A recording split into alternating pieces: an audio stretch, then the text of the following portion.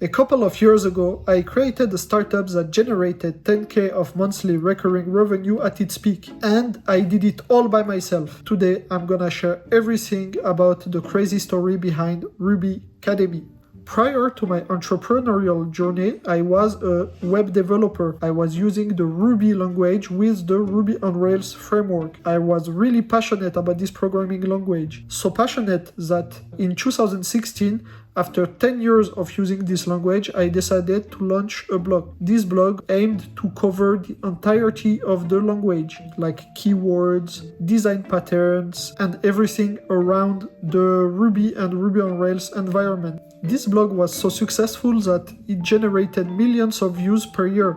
The recipe is simple. I am not good in SEO, so I delegated this part to a larger platform, and my platform of choice at this time was medium.com. I knew this platform was founded by one of the Twitter original co-founder, and it paid off. Indeed, after 100 of blog articles, I was ranked #1 as a Ruby blogger. I did it all for free because my original goal was only to share my passion about Ruby and cover some angles that I didn't find in other blog posts. So I knew how to do it, and I had hundreds of thousands of viewers per month, and I thought about maybe I can start a website where I would teach Ruby as my blog posts started to be very popular. And that's where the idea of RubyCademy came from. RubyCademy was simply a website, as you can see here, where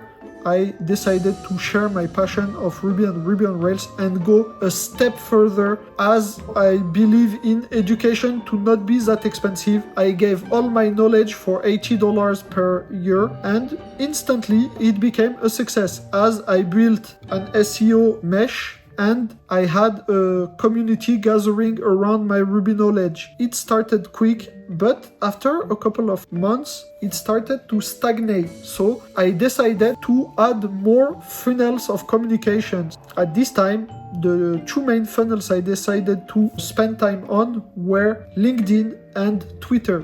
But before to go on the tailored strategies I used on these two platforms, let me talk a little bit more about RubyCademy. RubyCademy is 400 resources that represents about 1 million of words. It's a tremendous work on my side, but as I told you, I was really passionate about Ruby and Ruby on Rails. Now, let's talk about my first strategy I employed on Twitter. The way to consume on Twitter is pretty different than consuming on a blog. Indeed, for a blog, people will search a specific term on Google and then click on the blog and read the entirety of it so they can grasp the notions they are looking for. On Twitter, it's very different, as there is a thread and you need to catch the attention of your audience. Writing blog posts inside Twitter is a no-go, obviously. I had to find something more eye-catching, and I had the idea of sharing code examples. But if you share a code example on Twitter, it's not rendered as sexy as it would be on other platforms. So I used a code generator that generates an image of the code example I wanted to share. As you can see here, my Twitter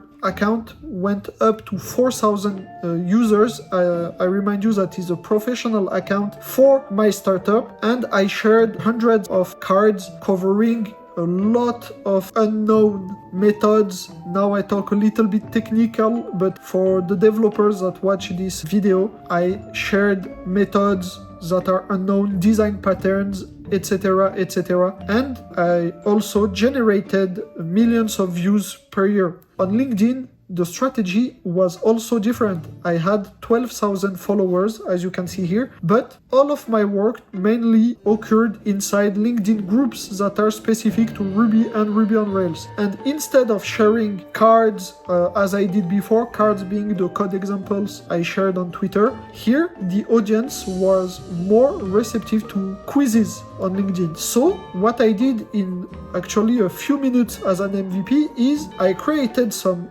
quizzes where I knew the majority of the audience would not know the answer, and then I redirect them on my website so they can see a complete explanation of the quiz. This also generated millions views per year, and it was basically free marketing, and that's actually where the startup went at its peak to 10k monthly recurring revenue. Now, as you can see, this was a lot of work, and at a moment I had to decide, should I continue to work with this and maybe aiming for 10k MRR, or should I go more mainstream with all the knowledge I acquired? And as I know I can put a lot of effort in things, I can probably aim for more than 10k MRR. So that's what I decided to do. And now RubyCademy still exists. I just maintain it to keep sure the content is up to date, but I don't do the work I did before on the platform and on social networks.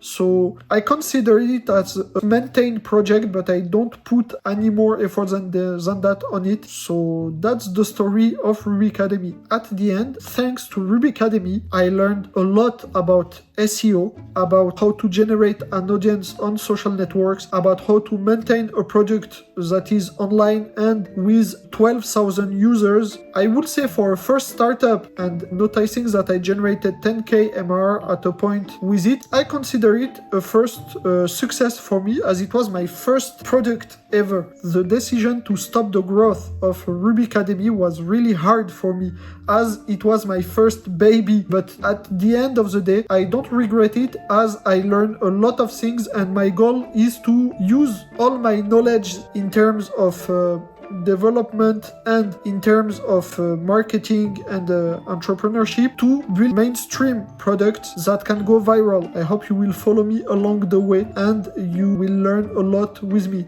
Thank you for watching this video, and see you in the next one.